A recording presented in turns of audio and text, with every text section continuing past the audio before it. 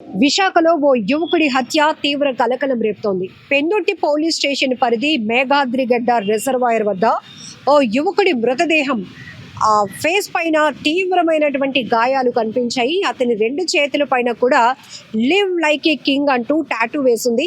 అటుగా వెళ్తున్నటువంటి స్థానికులు ఆ మృతదేహాన్ని గుర్తించి అనుమానాస్పద స్థితిలో ఉంది అంటూ పోలీసులకు సమాచారం ఇచ్చారు. క్లోజ్ టీంతో సహా సంఘటనా స్థలానికి చేరుకున్న పోలీసులు అనుమానాస్పద మృతిగానే కేసుని నమోదు చేశారు. ఇన్వెస్టిగేషన్ మొదలుపెట్టిన గంటల వ్యవధిలోనే ఇది హత్యగా తేలింది. ఎందుకంటే ఆ వ్యక్తి మృతదేహంపై పూర్తిగా ఫేస్ పైన బలమైన గాయాలు ఉన్నాయి. మద్యం సీసాలతో అవి గాయపరిచినట్టుగా కూడా తెలిసింది. సో దీంతో ఖచ్చితంగా ఎవరో హత్య చేసి ఇక్కడ పడేసి ఉంటారు అనే కోణంలో పోలీసులు దర్యాప్తు వేగవంతం చేసి గంట వ్యవధిలోనే అని చెప్పాలి ఇద్దరు నిందితులను అదుపులోనికి తీసుకున్నారు. అయితే పాత కక్షల నేపథ్యంలోనే ఈ హత్య జరిగింది. ఎంత కిరాతకంగా అతన్ని మందు సీసాలతో మద్యం బాటిళ్లతో ఫేస్ పైన గట్టిగా కొట్టి హత్య చేసినట్టు కూడా తేలింది పోలీసుల దర్యాప్తులో. ఏది ఏమైనప్పటికీ కూడా చాలా బాధాకరమైన ఘటన.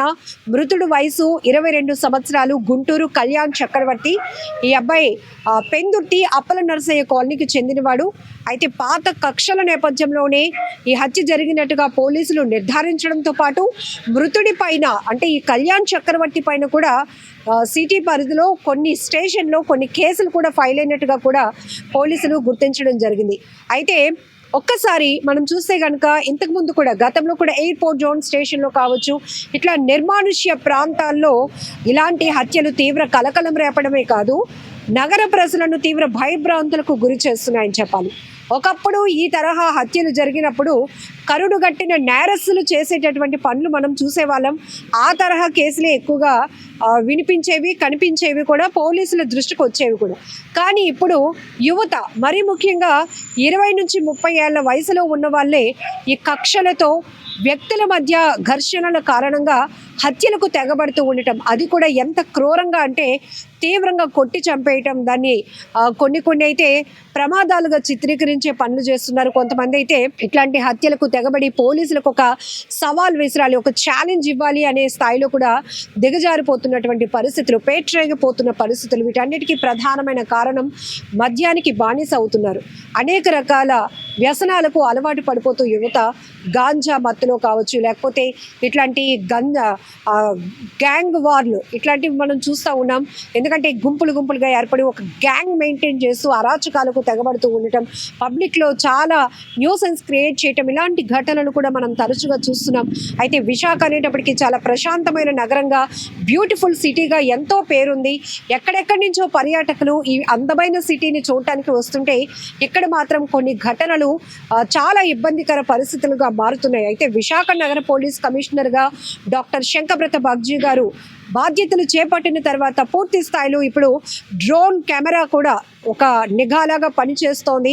ఆకాశంలో డ్రోన్ని ఫ్లై చేస్తూ కూడా నేరస్తులు ఎక్కడ ఉన్నా కూడా ఇట్టే పట్టేసే పరిస్థితులు కూడా ఉంటున్నాయి. ఈ నేపథ్యంలోనే ఇల్లీగల్ యాక్టివిటీస్ చేస్తున్న వారిని కూడా ఎక్కడెక్కడో ఉన్న మారుమూలలో ఉన్న కూడా వాళ్ళని వెతికి పట్టుకుంటున్నారు.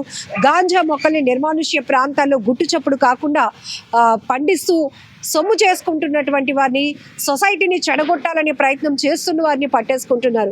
అయితే ఈ మధ్య కొన్ని గ్యాంగ్లు, ముఠాలు చూస్తే కనుక పాత కక్షల వల్ల వీరంతా కూడా రౌడీ షీటర్, ఛార్జ్ షీట్లు కూడా ఉన్న వాళ్ళు కూడా ఇట్లాంటి హత్యలకు గురవటం, మళ్ళీ హత్యలు చేస్తూ ఉన్న పరిస్థితులు కూడా ఉన్నాయి. కాబట్టి వీటిపైన కూడా పూర్తి స్థాయి ఫోకస్ పెడతామంటున్నారు సిపి. దీనికోసం ఎక్కువగా అన్ని స్టేషన్స్ని కూడా అలర్ట్ చేస్తున్నాం. ఖచ్చితంగా నేరస్తులు ఎక్కడ ఎలా విజృంభించినా కూడా పట్టుకోవడానికి మేము సిద్ధమే అంటున్నారు. కానీ కొన్ని ఇట్లాంటి నేర ఘటనలు చూస్తే, హత్య కేసులు చూస్తే కనుక ఒక రకమైన ఛాలెంజే కాదు, ప్రజలను తీవ్ర భయాందోళనకు, భయభ్రాంతులకు కూడా గురి చేస్తున్నాయి.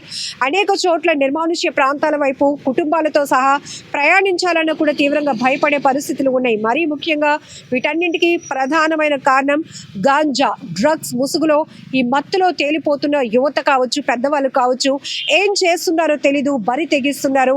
ఇట్లాంటి హత్యలకు తెగబడుతున్నటువంటి పరిస్థితి, దోపిడీలకు తెగబడుతున్న పరిస్థితులు చూస్తున్నాం. ఏది ఏమైనా గంట వ్యవధిలోనే ఈ కేసును ఛేదించారు పెందుర్తి పోలీసులు.